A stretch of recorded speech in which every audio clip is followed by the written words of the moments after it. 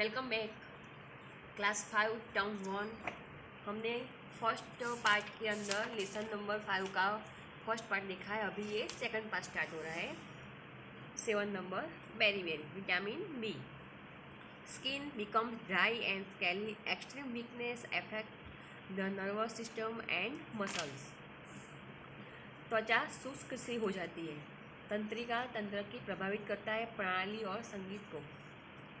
Milk, eggs, meat, implausible, rice, green leafy vegetables and circle. Number 8. Scurvy. Vitamin C. Swelling and bleeding of germs. Amla, tomatoes and citrus fruits like lemon and orange. सूजन और मसूड़े।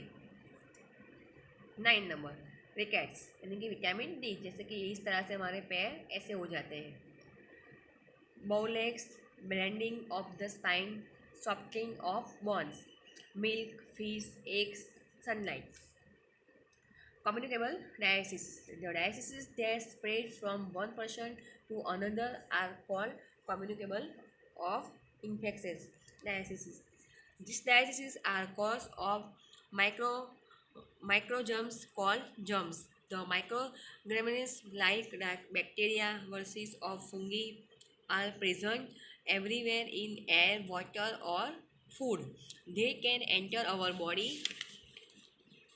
through various means and cause diseases. Some of the communicable diseases caused by the microgerms are as follows. जैसे कि एक व्यक्ति से दूसरे व्यक्ति में फैलने वाली ये बीमारी है। ये रोगों के कीटाणु नामक सूक्ष्म जीवों जैसे होते हैं जिसको ये दिखाई नहीं देते।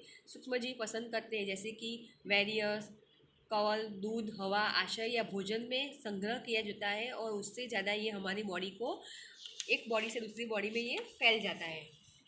ये उसका टेबल है, जैसे कि इसको बोलते हैं bacteria. Cholera, pneumonia, tuberculosis, typhoid, plague.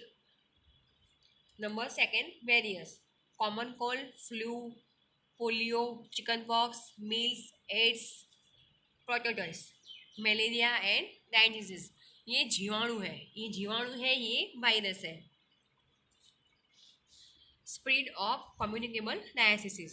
Germs travel from a sick person to a healthy person and cause a disease. This happens in the following ways.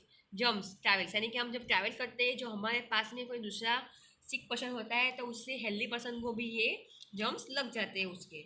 Number 1 through air. When a sick person cough, sneeze or spin, germs are released into the air. When a healthy person breathes in this air, the germs enter his and her body and make him her sick. Common cold, diphtheria, viral fever, coughing, cough and tuberculosis spread through air. जैसे कि कोई बीमार इंसान है जिसको कफ हुआ है, सर्दी है, खांसी है, बुखार है, अगर उसको छिंकता है उसके जर्म्स कोई हेल्दी पर्सन को लग जाता है हवा में से आके, तो उसको भी वो ये बीमारी लागू पड़ सकती है। Through infective food and water. Food and water may get infected with germs when they are not stored properly. Germs come throughout dust and insect like flies and cockroach. Eating insect food and drinking infected water cause diseases. Diarrhea, typhoid, jaundice, cholera, and various diseases that spread through effect food and water. Lack of proper sanitation and handling food with dirty hands are the major cause of contamination of our food and water.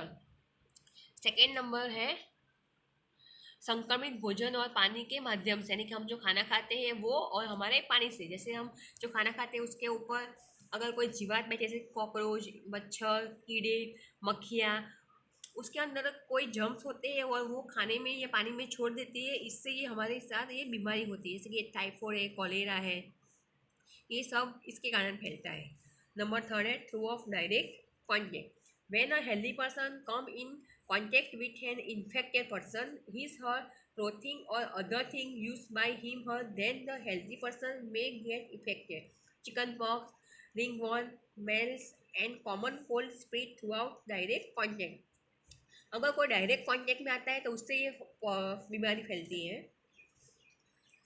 throughout insect. Various blood-sucking insects such as mosquito, fleas, bugs, and sandflies can spread various diseases like malaria, yellow fever, kala azar, dengue, and plague. When a female Anopheles mosquito bites a sick person suffering from a malaria, it sucks the malaria germs along with the blood of the sick person.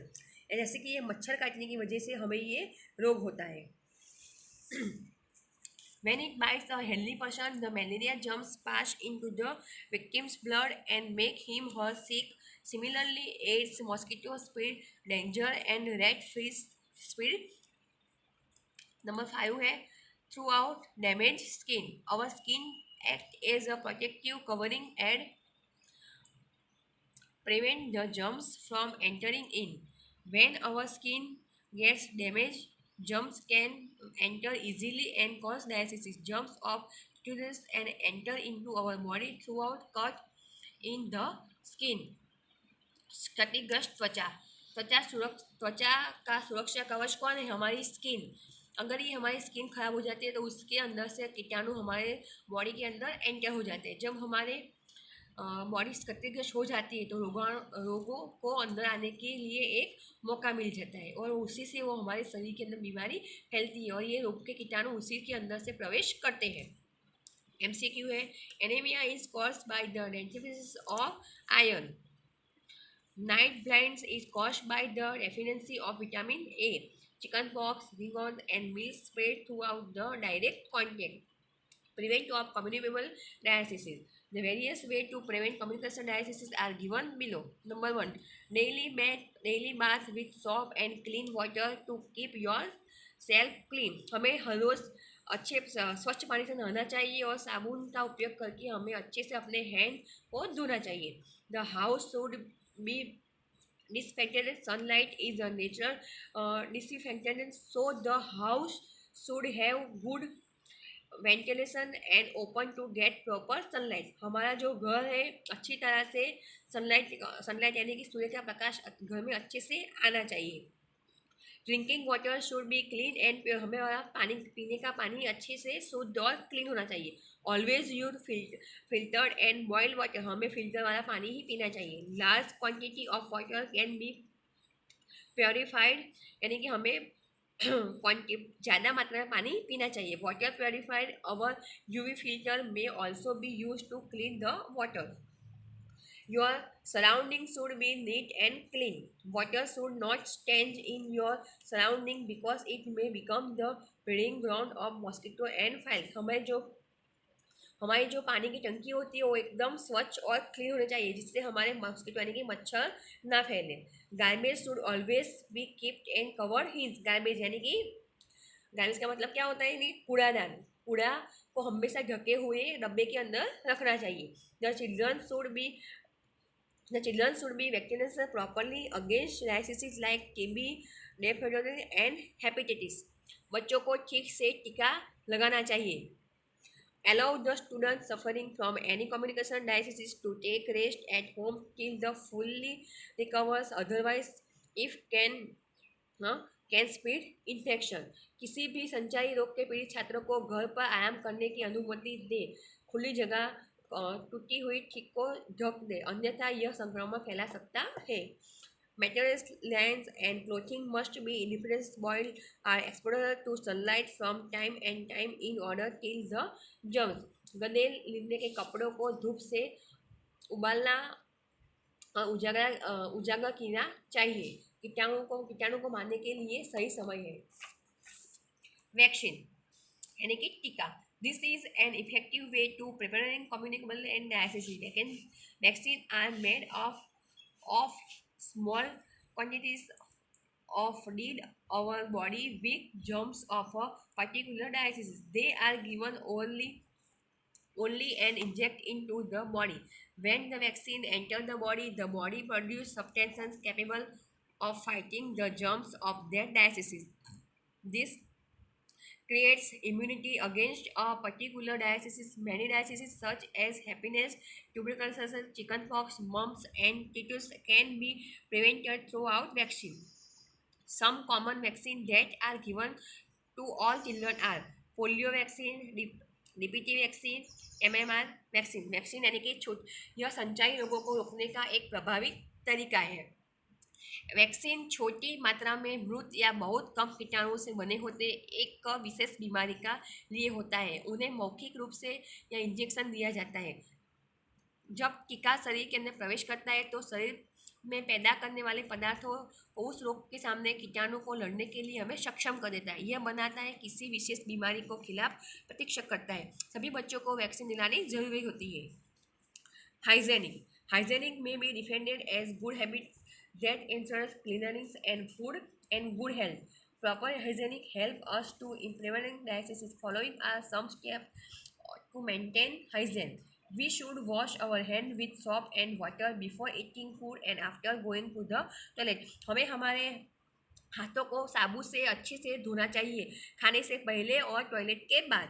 We should bath daily to remove dust, dead cells and germs on the body. हमें हर रोज़ नहाना चाहिए ताकि हमारे body से germs को निकाल सके। We should brush our teeth twice daily in the morning, in the night before going to sleep. हमें दिन में 2 बार ब्रश करना चाहिए, एक तो सुबह उठ के और दूसरा है सोने से पहले। We should cut our nails regularly.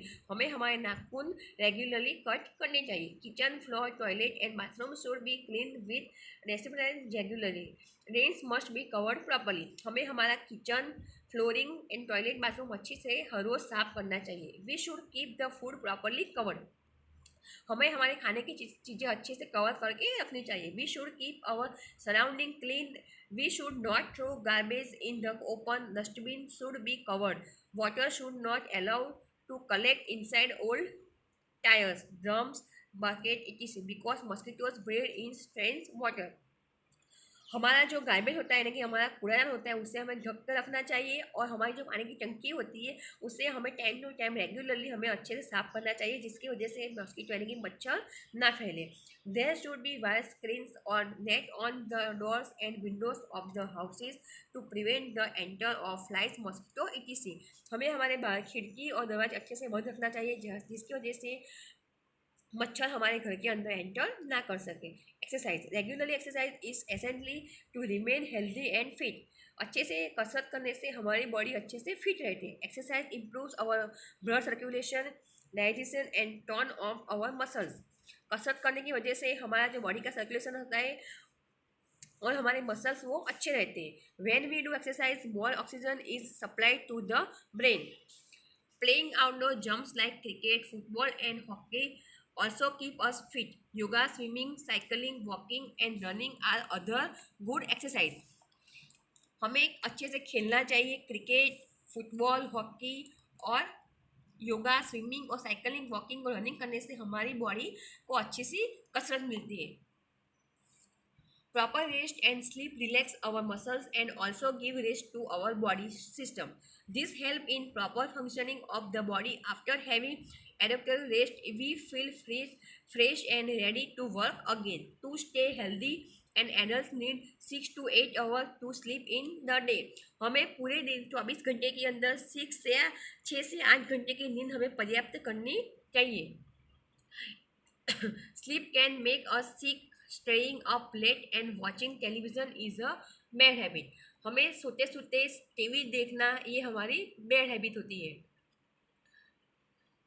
Posture in the position in which we hold our body when we sit, stand or move. While standing or sitting, we must keep our back straight, leaning forward. While reading, puts extra pressure on our back and eyes. Correct posture give us graceful appearance. With incorrect posture over a long period of time can make us sick. सिद्धांत वह स्थित है कि जिसमें हम अपना शरीर धारण करते हैं, जो हम बैठते खड़े होने या बैठने के दौरान हमें यह काम करना चाहिए कि हमारी पीठ सीधी रहनी चाहिए। पढ़ते हुए भी हमें झुकना नहीं चाहिए। जैसे कि ये बच्चे आप देख रहे हो, एक ऐसे स्टैंडिंग इस तरह से ऐसे बैठा है, ये सही तरीका है और ये गलत तरीका है।